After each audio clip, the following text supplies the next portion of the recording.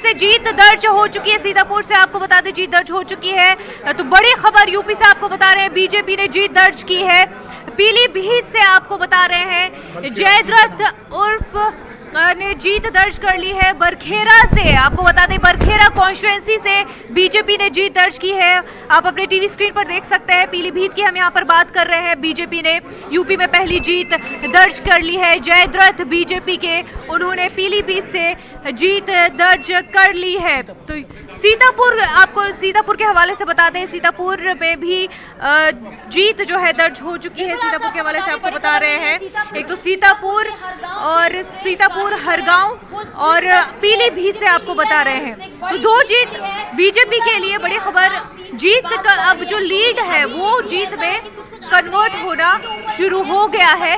पीलीभीत के बरखेरा में बीजेपी के कैंडिडेट जयद्रथ ने जीत दर्ज कर ली है। और वहीं दूसरी कॉन्स्टिट्यूएंसी पर भी हमने हरदोई में भी यहाँ पर जीत दर्ज कर ली है। बड़ा मार्जिन देखने को मिल रहा है यहाँ पर आज तक। तो आ जाइए, हम आपको दिखा दें एक बार फिर से मॉनिटर पर कि पीलीभीत का हम आपको बता रहे हैं, पीलीभीत और सीतापुर के हरगांव से बीजेपी कैंडिडेट्स ने जीत दर्ज कर ली है। अब जो है यूपी में लीड नंबर्स जो है वो अब विनिंग नंबर्स में तब्दील हो रहे हैं बीजेपी के लिए। दो जीत यहाँ पर पीलीभीत से मिल रही है। बरखेरा की हम यहाँ पर बात कर रहे हैं और दूसरी जीत के भी बारे में बात करेंगे। एक तो पीलीभीत से, बरखेरा से जीत मिली है, दर्ज हुई है। दूसरा सीतापुर से, बताया हमें सीतापुर से, सीतापुर के हरगांव से सुरेश राही 35,000 वोट से अपनी जीत दर्ज कर चुके हैं।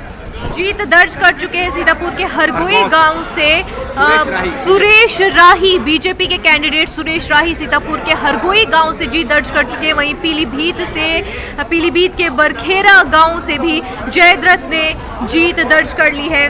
तो यूपी के हवाले से